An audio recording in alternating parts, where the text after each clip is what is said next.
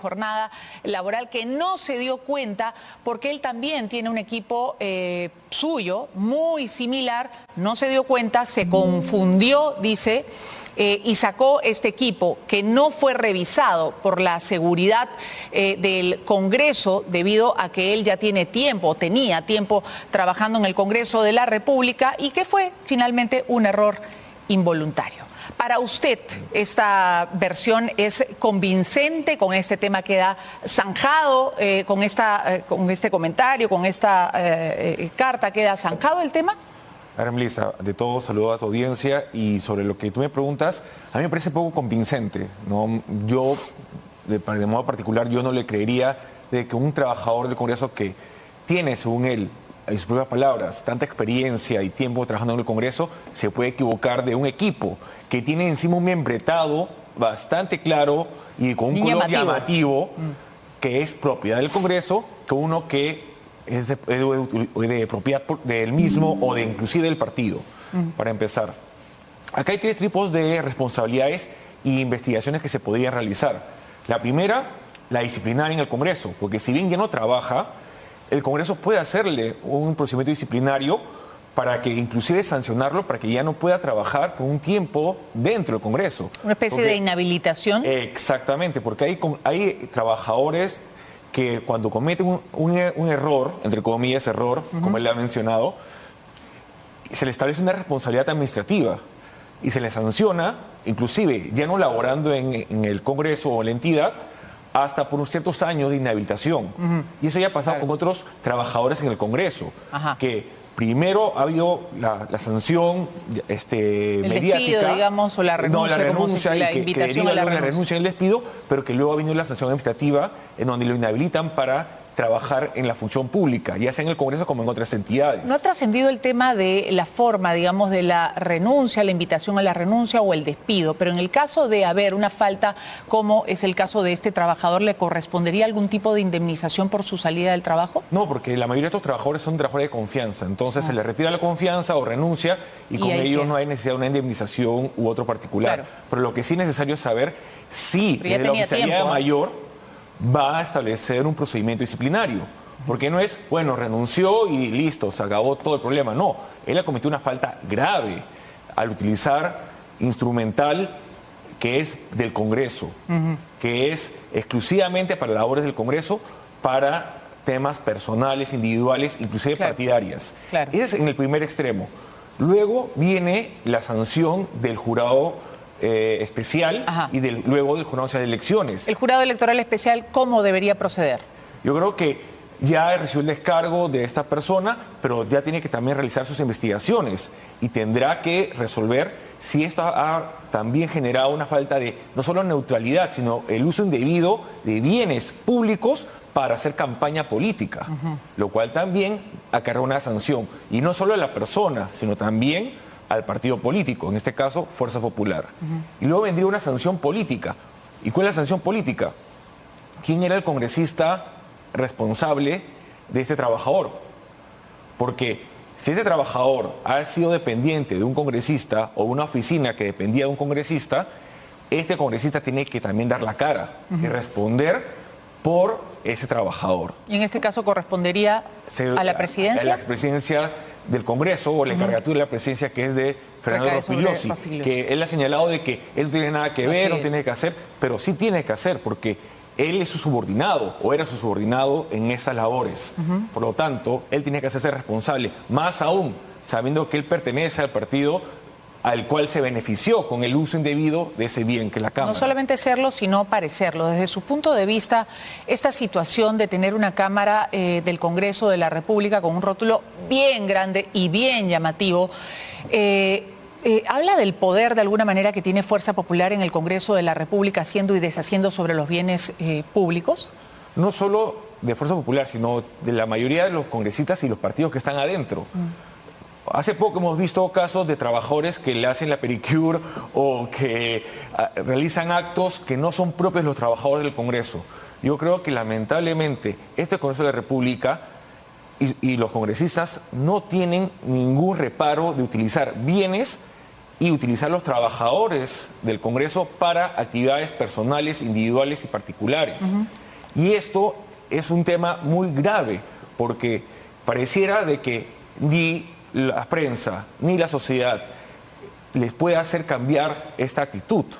Pareciera de que no tuvieran ningún respeto. Límite, ¿no?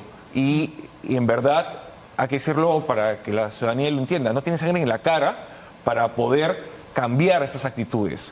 Este Congreso creo que va a terminar siendo el último Congreso unicameral, pero con la peor reputación y legitimidad frente a la ciudadanía. Y esperemos que la ciudadanía lo castigue a estos congresistas no reeligiéndolos, porque hoy por hoy pueden ser reelegidos gracias a las reformas constitucionales que permitieron la bicameralidad. Pero tenemos lamentablemente contra eso una ciudadanía hastiada, harta, justamente del proceder impropio de nuestros políticos, desencantada, completamente desilusionada, y que por ende sigue muy poco, digamos, la información de lo que ocurre, del acontecer político nacional, y por eso justamente, entre otras razones, vota finalmente por los mismos o por el mismo sistema, termina reeligiendo a estas bancadas y dándoles el poder a estas agrupaciones políticas. Bueno, Lisa, acá hay dos modos de verlo. Puede ser de que exista un voto de cansancio y de decir, bueno, van a votar por lo mismo, por el mismo logo, inclusive no tal vez sin conocer a los congresistas, pero sí tal vez por los mismos logos de los partidos que existen actualmente. O también puede existir un voto de rechazo. Y el voto de rechazo es lo que nos dio a Pedro Castillo. Pedro Castillo, que no estaba ni en las encuestas, ni estaba dentro del espectro político en ese entonces, apareció por un voto de rechazo, un voto de, justamente como tú has mencionado, de la ciudadanía que está hastiada de la política tradicional y de los actores políticos actuales. Claro, porque terminan no solamente desilusionados, hastiados, sino hasta enfermos de saber que hay una congresista que es capaz de pedirle a un trabajador que le corte las uñas. Entonces, asqueada realmente termina la población de la calidad de políticos que tenemos. Y lamentablemente acá lo más seguro es de que muchos de ellos se reelijan no por ellos mismos, sino por la marca que es el partido que los va a llevar. Y a ese punto quería llegar, Roxana, si podemos poner rápidamente esta encuesta de Ipsos para el diario Perú 21. Si las elecciones fueran mañana, dice, ¿por quién votaría usted?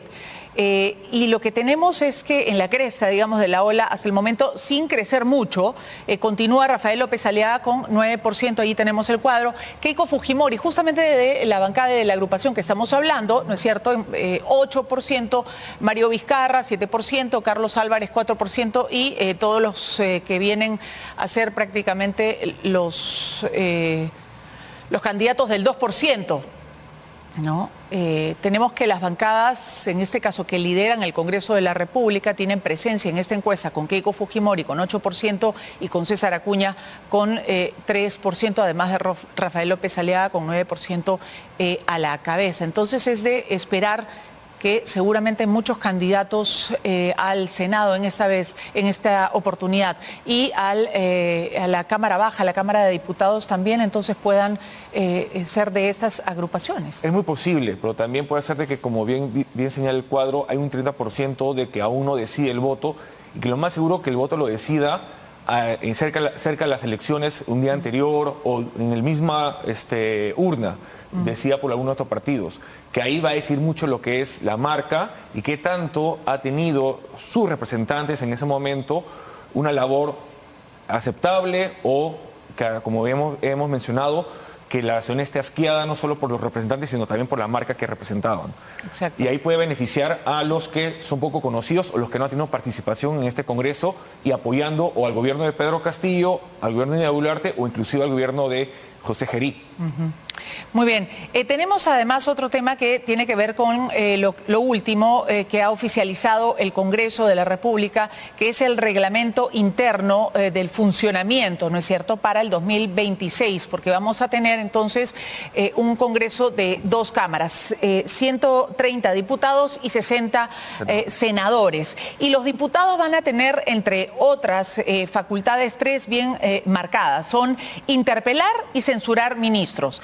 Procesos, en este caso, de acusaciones constitucionales, y también tienen la posibilidad de vacar presidentes. Eso es lo que dice el reglamento. A ver, Melissa, acá hay que señalar que nosotros vamos a pasar de un modelo unicameral que se inició con la Constitución de 1993 a un modelo bicameral que es el modelo republicano constitucional que hemos tenido en nuestra historia, porque en nuestras 12 constituciones, en nuestra historia republicana en cerca de más de 200 años, 9 de estas 12 han establecido un modelo bicameral. 2 únicamente unicameral, siendo una de esas la Constitución 93 y un modelo tricameral. En esas 9 constituciones, los modelos bicamerales han pasado de ser modelos perfectos o imperfectos. ¿Qué significa un modelo imperfecto o un modelo perfecto de bicameralidad? Un modelo perfecto significa que ambas cámaras comparten funciones, es decir, la Cámara de Senadores y la Cámara de Diputados comparten la posibilidad de iniciativa legislativa, el poder hacer control político y demás. Las cámaras imperfectas tienen funciones excluyentes y exclusivas. En el caso de la Cámara de Diputados, ¿qué tiene? Primero, la iniciativa legislativa. Son los únicos que van a poder presentar proyectos de ley. No los senadores, solo los diputados. No lo van a poder hacer, solo van a tener iniciativa legislativa de la Cámara de Diputados. Luego, control político, ¿en relación a qué?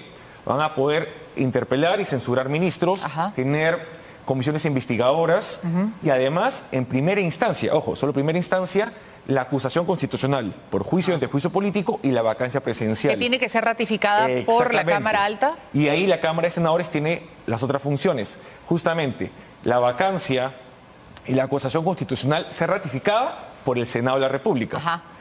La iniciativa legislativa que ellos no tienen, pero que sí pueden reformar e inclusive modificar al 100% lo que diga la Cámara de Diputados. Es decir, si la Cámara de Diputados dice A, la Cámara de Senadores va a poder decir B.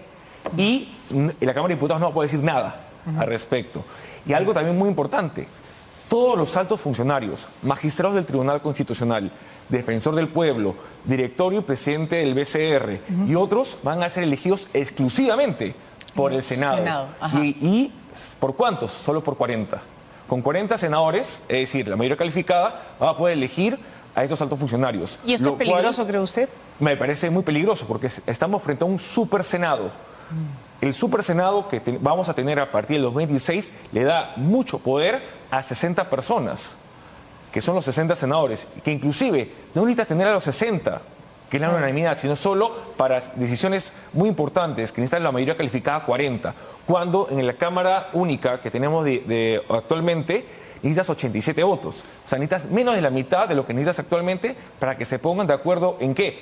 Ratificar una vacancia, designar altos funcionarios o inhabilitar hasta por 10 años a un funcionario público por juicio político o por levantar el velo de la protección por el juicio ante juicio político. Es decir, es un Senado muy poderoso. Y si hoy ya tenemos los congresistas que tenemos como representación actual, los mismos que han buscado reelegirse para ser senadores, la preocupación es ¿qué clase de Senado vamos a tener? Un super Senado con todos estos actores políticos que en verdad dejan mucho que desear, o vamos a tener 60 senadores que van a en verdad ser el control político interno de la Cámara de Diputados, que justamente para eso está el Senado, para hacer un control interno de las actuaciones que la Cámara de Diputados puede estar haciendo y que como representan y tienen menos requisitos a la nación en general, tiene que ser Tenemos que ir terminando, pero el objetivo de, digamos, pasar al sistema bicameral era tener justamente, digamos, leyes mejor pensadas, mejor planteadas y una calidad política superior. Sin embargo, si trasladamos a la misma familia política que tenemos ahora, al mismo menú político que tenemos ahora, tanto a Cámara Alta como Cámara Baja, difícilmente se pueda garantizar justo este punto. Exactamente. Si tenemos a los mismos actores y a los mismos partidos que nos han representado en la actualidad en la Cámara de Diputados y la Cámara de Senadores, es casi imposible, por no decir poco probable, que vamos a tener una mejoría. Yo creo que acá sí depende de los partidos elegir mejor a sus cuadros y que la ciudadanía que señalan siempre la ciudadanía, pero ellos votaron, ¿no? Pero los eligieron. Quien presenta el menú, quien presenta a los candidatos son los partidos que tienen que establecer límites y poner restricciones, porque la mayoría de los partidos lo que señala es yo pongo lo que la ley me permite. Claro, la ley te permite un mínimo, pero los máximos lo puede establecer el mismo partido. Muy bien, claro. Y finalmente los congresistas solo van a poder cambiar de bancada una sola vez. ¿Esto lo ve como un aspecto positivo en medio de tantos cambios y tantas vueltas que dan? Creo que de las pocas cosas que ha hecho este Congreso en relación a la bicameralidad es establecer esta posibilidad de que solo se pueda cambiar una vez de bancada. ¿Por qué? Porque si vemos en nuestra historia del último congreso y sobre todo en este último, hay congresistas que han pasado hasta por 4 bancadas. Claro. Y no ha sido por una motivación política o ideológica, ha sido por un tema exclusivamente pragmático. Si voy a ser presidente de una comisión, si van a una comisión especial u otro, lo cual ya demuestra que este Congreso se ha liderado no por principios, sino por temas superfluos. Muchas gracias a Luis Roel por estar esta mañana con nosotros. Son las 7:27.